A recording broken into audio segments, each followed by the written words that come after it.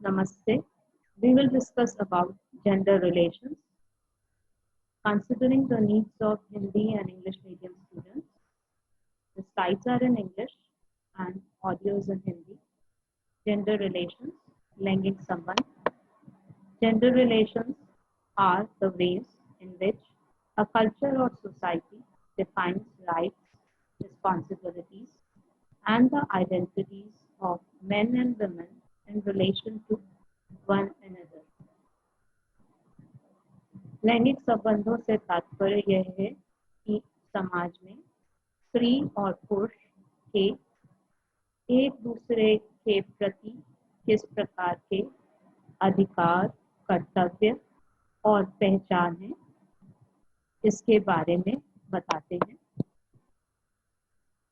विवाह भारतीय समाज की एक महत्वपूर्ण संस्था है। इसी संस्था के द्वारा समाज में महिला या स्त्री का स्थान परिवार और समाज में निश्चित होता था।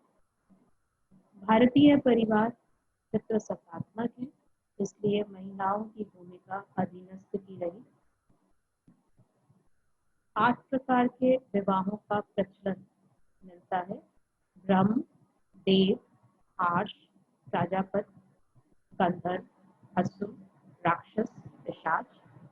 इनमें ब्रह्म, देव, आर्ष और प्रजापत विवाहों को ही मान्यता प्राप्त थी।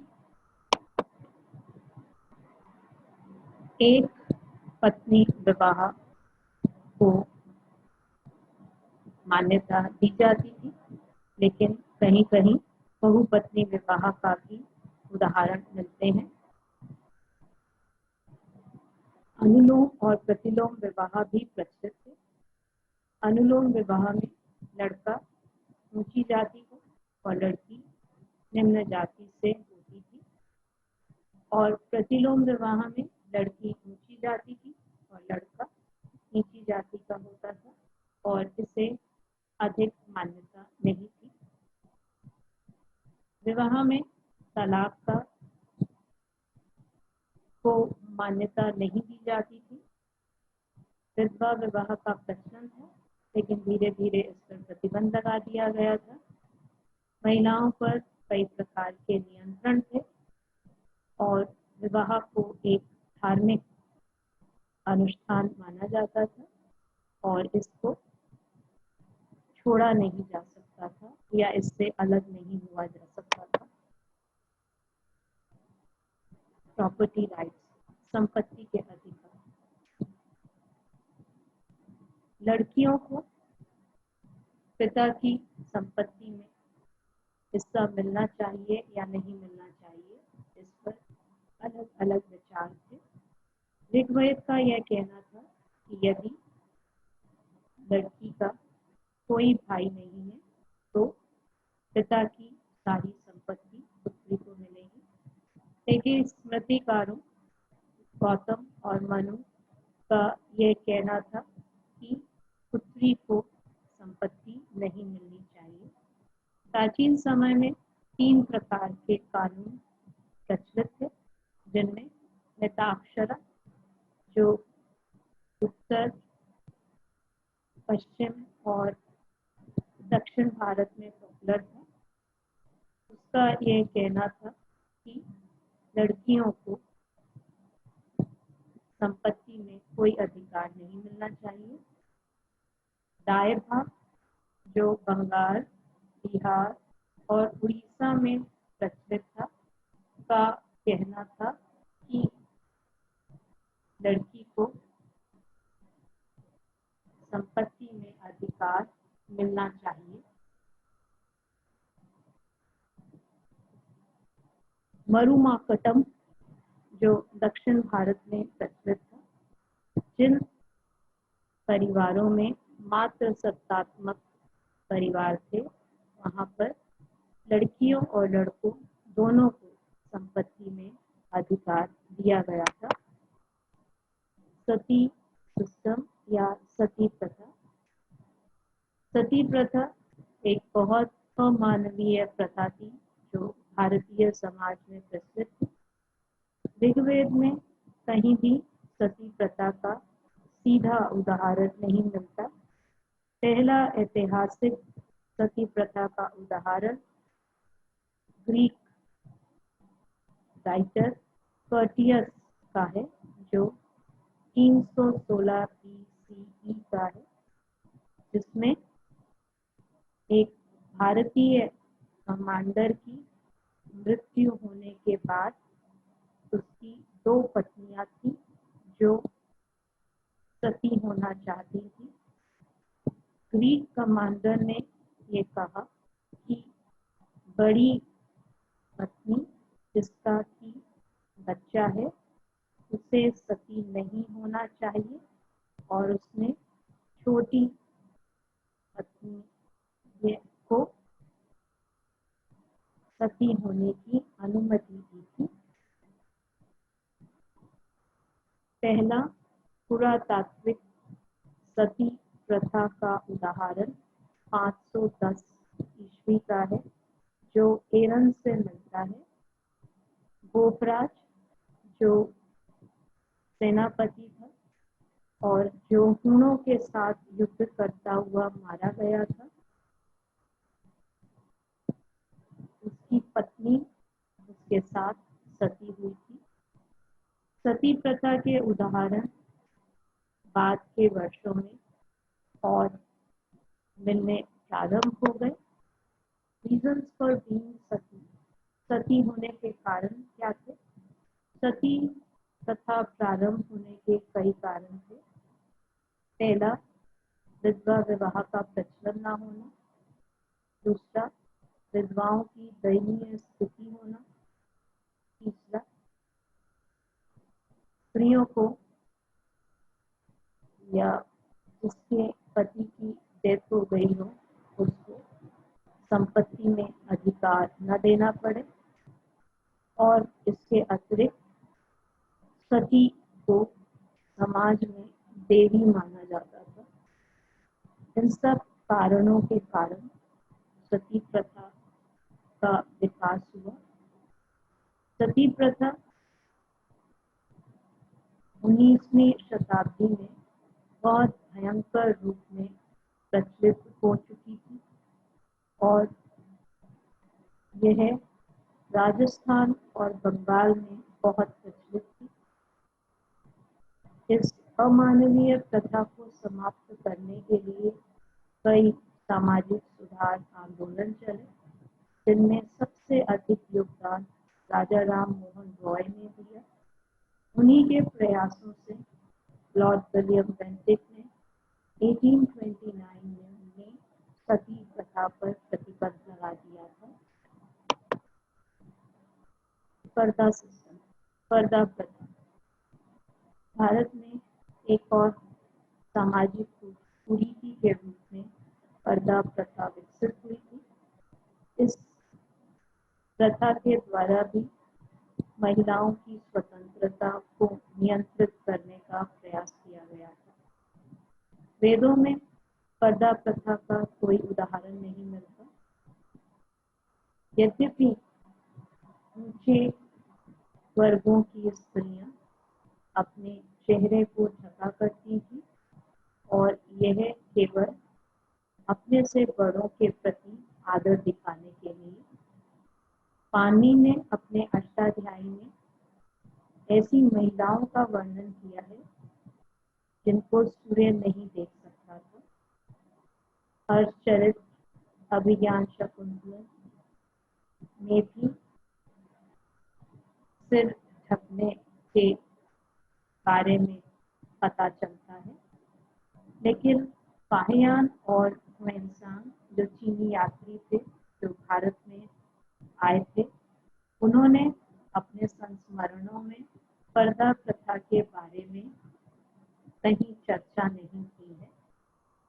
इससे यह लगता है कि पर्दा प्रथा ऊंचे जातियों में तो प्रचलित थी, लेकिन पूरे भारतीय समाज में प्राचीन समय में यह प्रथा प्रचलित नहीं होगी। देवदासी प्रथा, देवदासी सिस्टम या देवदासी प्रथा पूर्व मध्य काल में बड़े बड़े विशाल मंदिरों के बनने के कारण प्रचलित हुई थी। इन बड़े बड़े मंदिरों में कार्य करने के लिए दक्ष लोगों की आवश्यकता थी और इसी ने देवदासी व्यवस्था या प्रथा को प्रारंभ किया था। देवदासियां, जैसा कि नाम से स्पष्ट है, देव की दासी, अधिकतर अपना पूरा जीवन अविवाहित रहकर भगवान और मंदिर की सेवा में बिताती थी।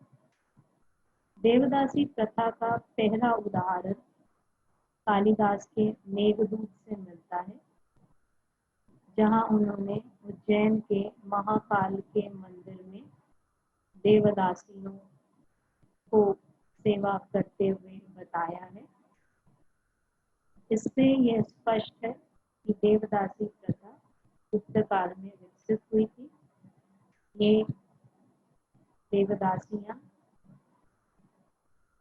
नृत्य गायन के साथ साथ मंदिर के अन्य कार्यों में भाग लेती थी, लेकिन समय के साथ साथ इनका शोषण होना प्रारंभ हो गया था। इसी कारण 1924 में इस प्रथा को प्रतिबंधित कर दिया गया। चाइल्ड मैरिज, बाल विवाह। चाइल्ड मैरिज या बाल विवाह भी भारतीय समाज में एक कुरीति के रूप में विकसित हुई। बाल विवाह का प्रचलन हड़प्पा काल के बाद देखने को मिलता है। इसका कारण यह था कि धीरे धीरे भारतीय समाज में लड़की के जन्म को अशुभ माना जाने लगा और ना ही उसका जन्म लेना हर्ष और उत्साह का विषय माना जाता था। इसलिए कन्या के जन्म लेने के साथ ही यह सोचा जाने लगा कि जल्दी से जल्दी इसका विवाह कर दिया जाए। इसके अतिरिक्त स्मृति साहित्य में विवाह की उम्र को कम कर दिया गया। इससे यह हुआ कि लड़कियों का विवाह 6, 7, 8 ऐसी कम उम्र में होना प्रारंभ हो गया, जिससे उनके शारीरिक और मानसिक विकास पर बुरा प्रभाव पड़ा। जल्दी विवाह हो जाने के कारण महिलाओं से शिक्षा का अधिकार भी छिन गया। लेकिन बाल विवाह के कारण बाल विधवाओं की संख्या में भी तेजी आने लगी। इसलिए यह प्रयास प्रारंभ हुआ कि बाल विवाह जैसी कुरीति को समाप्त किया जाए। इसे समाप्त करने के लिए कई राजाओं, जिनमें अकबर भी प्रसिद्ध है, ने भी यह प्रयास किया कि बाल विवाह को समाप्त किया जा सके। इसके अतिरिक्त कई अन्य समाज सुधारकों ने अपना महत्वपूर्ण योगदान दिया, जिसके कारण 1819 में बाल विवाह के विरुद्ध एक्ट पास किया गया। फीमेल इन्फेंटिसाइड, कन्या भ्रूण हत्या। महिलाओं की स्थिति भारतीय समाज में पुरुषों से हमेशा नीची रही। इसका कारण केवल यह नहीं था कि महिलाओं को पुरुषों के बराबर अधिकार नहीं दिए गए, लेकिन उन्हें जीने तक का अधिकार भी नहीं दिया गया, जिससे यह स्पष्ट है कि महिलाओं की स्थिति भारतीय समाज में बहुत निम्नतर थी। कन्या को जन्म लेने के साथ ही मार डालने की प्रथा भी प्रारंभ हो गई थी, क्योंकि उन्हें एक बोझ माना जाता था। कन्या भ्रूण हत्या या कन्या हत्या का प्रचलन मध्यकाल में बहुत अधिक था। इस कुप्रथा को समाप्त करने के लिए 1795 और 1804 में कानून बनाए गए।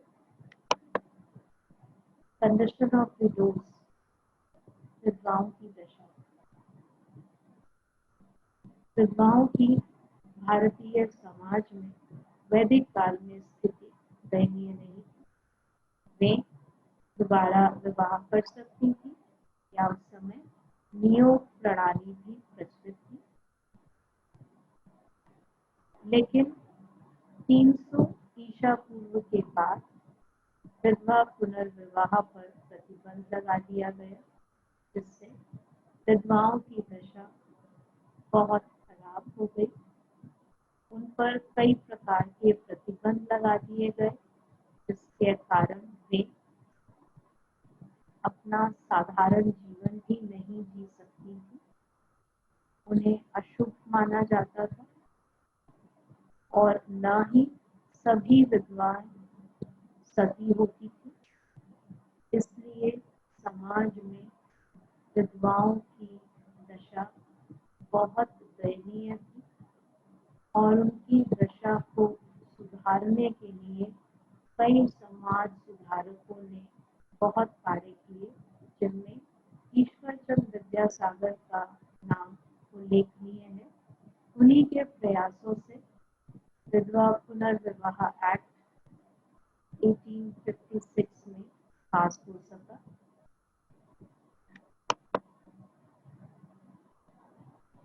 इस प्रकार यह पता चलता है कि लैंगिक संबंध प्रारंभिक कालों में महिलाओं के लिए फेवरेबल नहीं थे।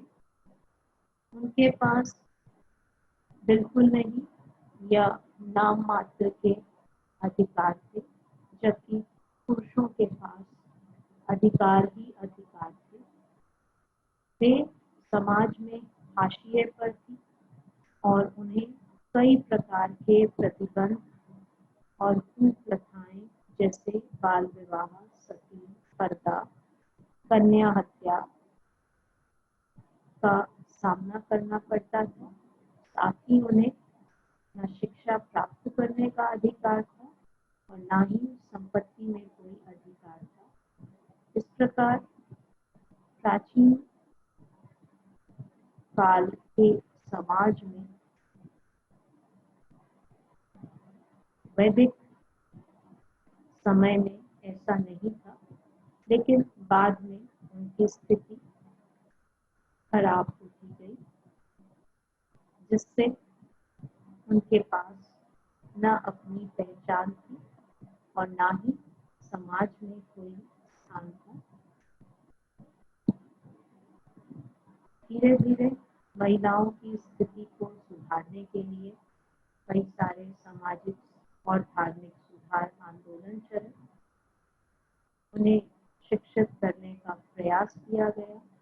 उन पर लगे प्रतिबंध और कुरीतियां समाप्त हुई और भारतीय संविधान द्वारा महिलाओं को भी पुरुषों के बराबर मानते हुए उन्हें भी एक समान जीने का अधिकार दिया गया, जिससे धीरे धीरे महिलाओं की स्थिति में सुधार आ सका और वे अपने जीवन के बारे में सोचने के लिए तैयार हो सके।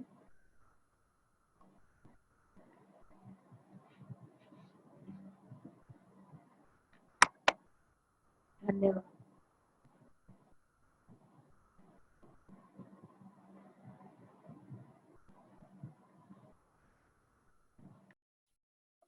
My dear students, here are some questions related to social institutions, gender relations.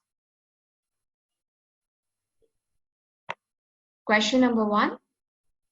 Write short note on marriage sanskar. Question number 2. What do you mean by marriage? Describe the 8 kinds of marriages.